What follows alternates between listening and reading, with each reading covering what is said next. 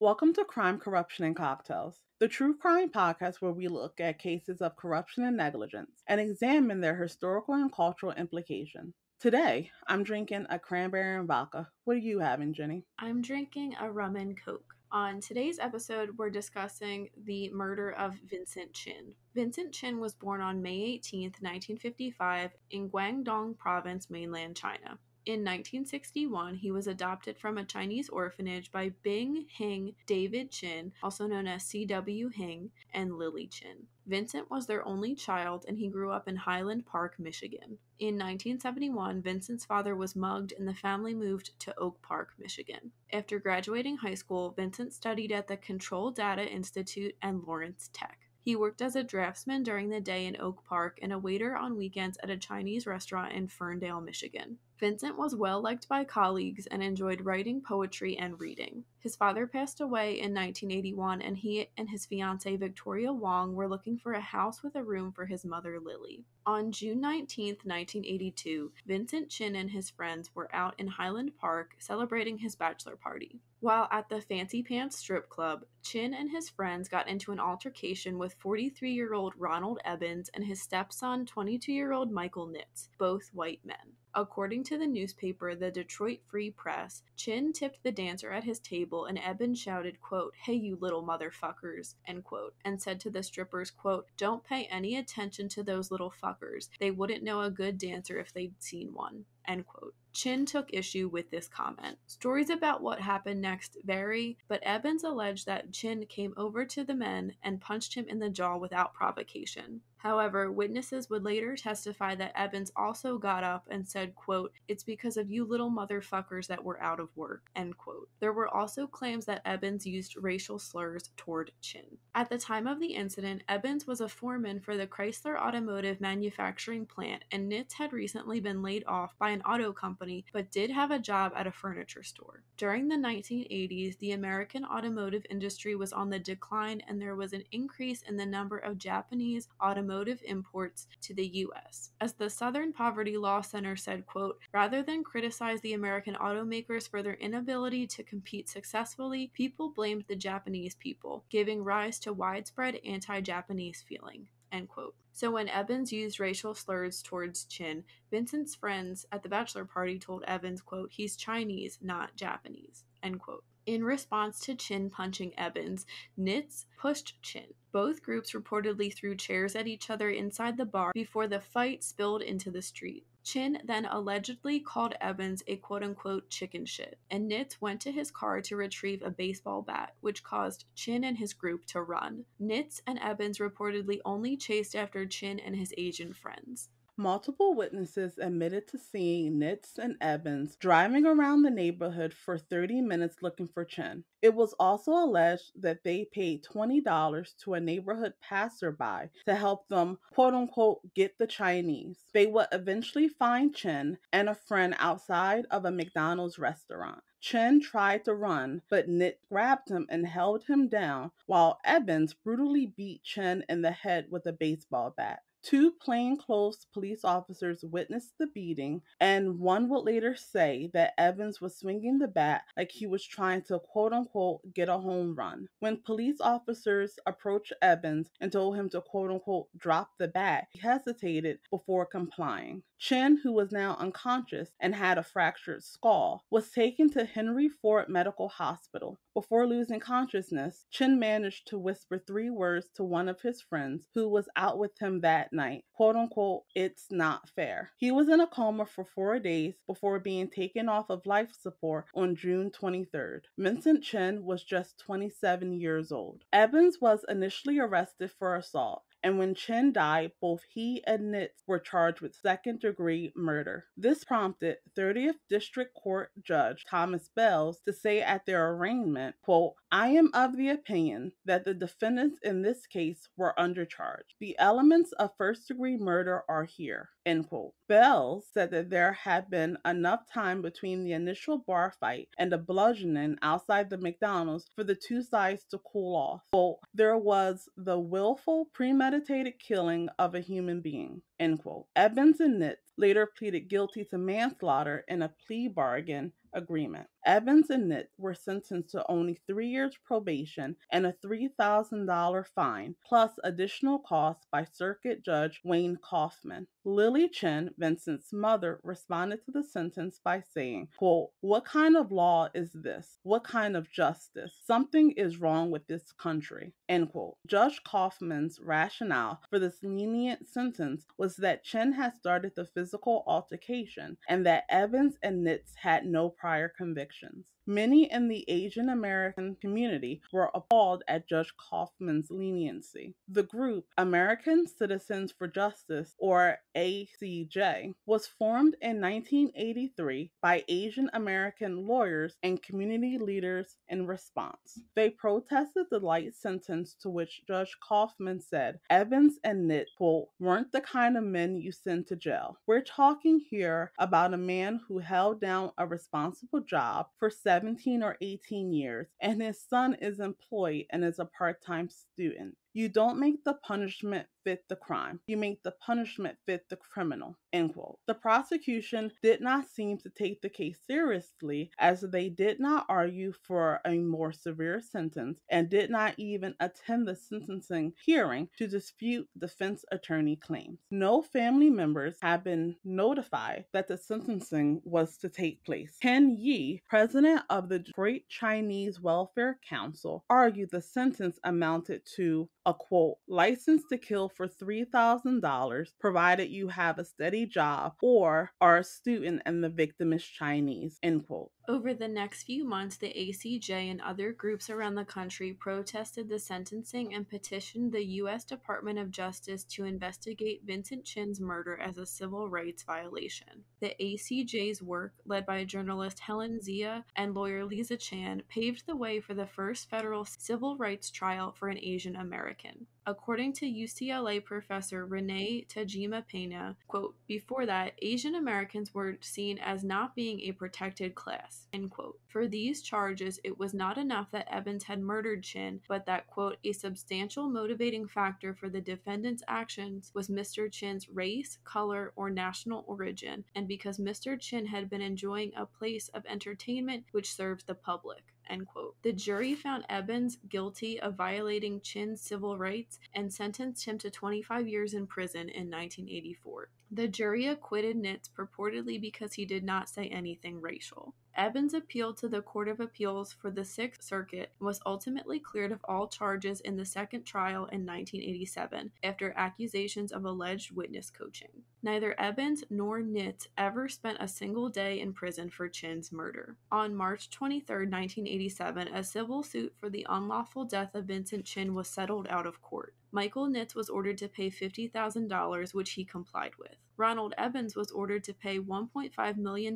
at $200 a month for the first 2 years and 25% of his income, or $200 a month thereafter, whichever was greater. This represented the projected loss of income from Vincent Chin's engineering position, as well as Lily Chin's loss of Vincent's services as a laborer and driver. Evans did not pay, and his payment increased to $8 million as it went unpaid for so long and accrued interest. In 2015, he filed a motion to remove the lien on his Nevada home, stating the lien is prohibited by Nevada's Homestead Act and was placed, quote, "with malice to annoy and harass him," end quote. In court documents, Evans claims he's been harmed by his inability to sell or refinance his home. The motion also asks for attorney's fees. Lily Chin moved back to her hometown of Guangzhou, China in 1987, as staying in Michigan was too painful for her. Before her death in 2002, she set up a scholarship fund administered by the ACJ in Vincent's name. Though Vincent Chin did not receive justice, his story brought positive change to crime victims' families and the Asian American community. His death raised the consciousness of people about hate crimes against Asian Americans and served as a catalyst for Asian Americans to look beyond their individual Asian ethnic communities to organize against anti-Asian violence. His tragedy inspired a generation of Asian American students to pursue legal careers so that never again would the Asian American community be defenseless powerless against racist attacks. Because of Chin and other similar cases, families of victims are now allowed to deliver victim impact statements at hearings before the judge. Prosecutors in Michigan are now required to be at all hearings. Less than 1 year after Chin's murder, the Wayne County Prosecutor's Office barred future reductions of second-degree murder charges to manslaughter. This had the effect of eliminating probation as a sentencing option.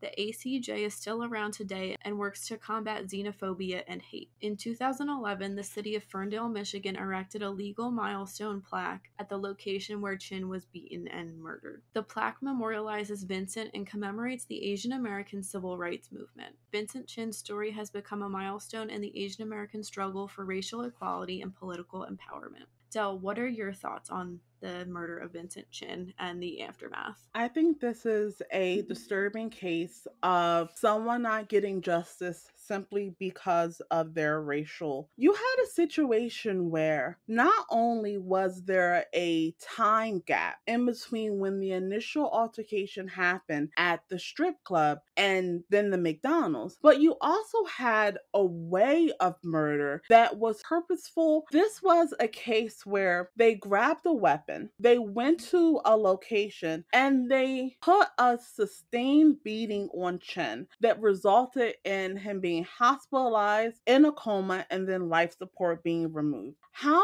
is that not at least second degree murder? How do you look at a case where someone had to repeatedly beat someone with a baseball bat and say it wasn't premeditated? How in our society, how in the legal system can you ever give probation for someone murdering someone else? I'm really happy to hear about the wider impact that it had on the Asian American community and the fact that it caused them to stand up for their rights and to make sure that not only are people aware of the hate that Asian Americans receive, but that something is actually being done about it. What are your thoughts?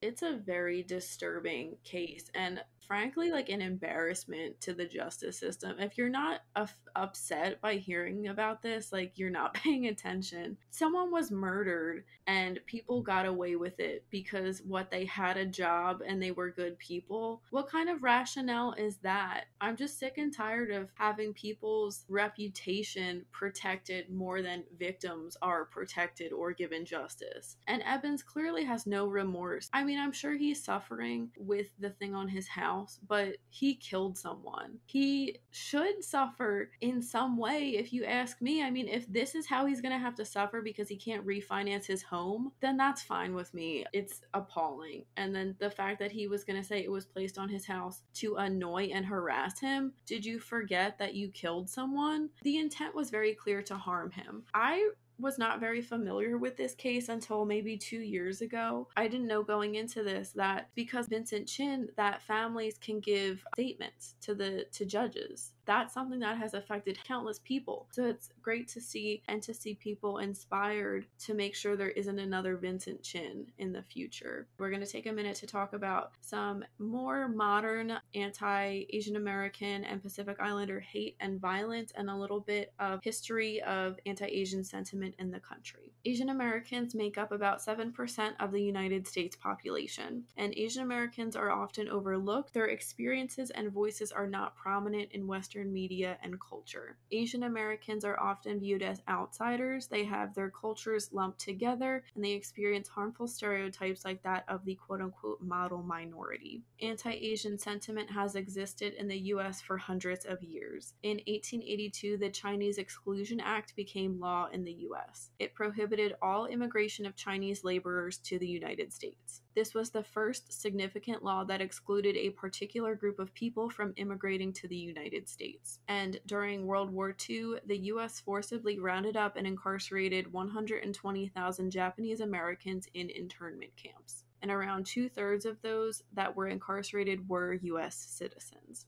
The recent coronavirus pandemic and rhetoric surrounding the virus has caused Asian Americans and Pacific Islander hate to increase. Data published by the Center for the Study of Hate and Extremism revealed that anti Asian hate crimes increased by 339% from 2020 to 2021. The significant surge, in part of an overall 11% increase in suspected hate crimes reported to police across a dozen of America's largest cities. The organization Stop AAPI Hate received over 9,081 reports of hate incidents against Asian Americans and Pacific Islanders across the United States between March 19, 2020 and June 30th, 2021. Verbal harassment and shunning, the deliberate avoidance of Asian Americans and Pacific Islanders, continue to make up the two largest proportion of total incidents reported. A majority of incidents take place in public spaces outside of the home. Women are reporting incidents of hate at a greater rate than men. Between March 2020 and December 2020, Stop AAPI Hate received 126 reports of incidents specifically involving elderly Asians and Asian Americans. Elders are particularly at risk because they often do not speak English. This causes a lot of stress and trauma, which can lead to mental health issues. Suicide is the leading cause of death for Asian Americans aged 15 to 24. Del, do those numbers surprise you at all? Unfortunately, they don't surprise me. When COVID-19 was starting, I definitely saw the harmful rhetoric that was coming from certain news outlets, especially those that are right wing. And a lot of that was aimed towards blaming China and anyone that the American public perceived as Chinese, which, because of xenophobia and bigotry and stereotypes, included all Asians. They blamed them for COVID-19. They blamed them for lockdowns. They blamed them if they had job loss and any of the other negative consequences of COVID-19. And when you look at the history of anti-Asian American sentiments in the United States, it's a repeated cycle of something happens that negatively affects the country, and Americans look for groups to blame without any real knowledge of the actual factors that went into whatever happened. I think that the model minority myth definitely comes into play because Asians and Asian Americans are seen as people that are supposed to be the best of immigrants. And so whenever they quote unquote fail to live up to that, the heavy hand of American xenophobia seems to come down on them. One other thing I did want to mention is that, like you said, Asian Americans typically are not represented within popular culture. And when they are, they're typically represented in a very small stereotype. They're the nerds. They're the wingman for the main character, who is typically Caucasian. And anytime a Asian or Asian American steps out of that, they are shunned and they are seen as not being Asian enough. And that's something that we definitely need to rectify. The numbers do surprise me a little just because seeing it down is so shocking. A 339% increase from one year to another is crazy. And Stop AAPI, those 9,000 reports that they received, that's just what was reported to them. That doesn't count stuff that happened and was not reported. So the number is likely higher than just those 9,000 reports. People shouldn't have to be living in fear going out into the street. Societies always look for some type of scapegoat, someone to blame. And unfortunately, Asian Americans have gotten that blame many times throughout history. It's devastating. And the Chinese Exclusion Act and the Japanese internment camps were really nothing I learned about in high school. The Chinese Exclusion Act, I honestly didn't hear about until maybe a year or so ago when the anti-Asian violence and hate was on the rise. We can't forget about the shooting that happened in Atlanta, Georgia last year at 3 different spas in the area, and 8 people people were killed, including 6 Asian women. Portrayals of Asian people in American culture are often very stereotypical, and it adds to the complexities of experiencing hate. We said that women are reporting hate and hate crimes and violence at a higher rate than men, and I think that definitely has something to do with how Asian women are portrayed in the media, and it is oftentimes a very sexualized portrayal. And it's interesting in a way because Asian men are often so desexualized in the media too. They're kind of like the butt of jokes, and I have heard that on dating apps Asian men are one of like the least swiped on groups of people. That all really adds to like the othering, like we talked about, Asian Americans always feeling like outsiders in the country. And yeah, that model minority myth, I know a lot of people think, oh well, it's like a good stereotype, why is that harmful? But it boxes you in, it takes away your identity. It just whittles you down to like your brain and your abilities. And then if you can't live up to those expectations, what are you supposed to do? That also causes a lot of anxiety and depression for people. Another reason the model minority myth exists is because people always say, oh, well, Asian American immigrants came to this country and they're so successful. They make so much more money than white people. They're not unemployed and they've done so much with the opportunities given to them. Maybe on a whole, their Asian people are making more money than white people, but then if you really dive in, different ethnic groups within the Asian American community are living in extreme poverty. So it's really not fair to lump everyone together and just think everyone is so successful and high achieving, because not everyone is given these same opportunities. So what can we do to help the Asian American community? One important way that we can help de-escalate and respond to AAPI harassment and hate that we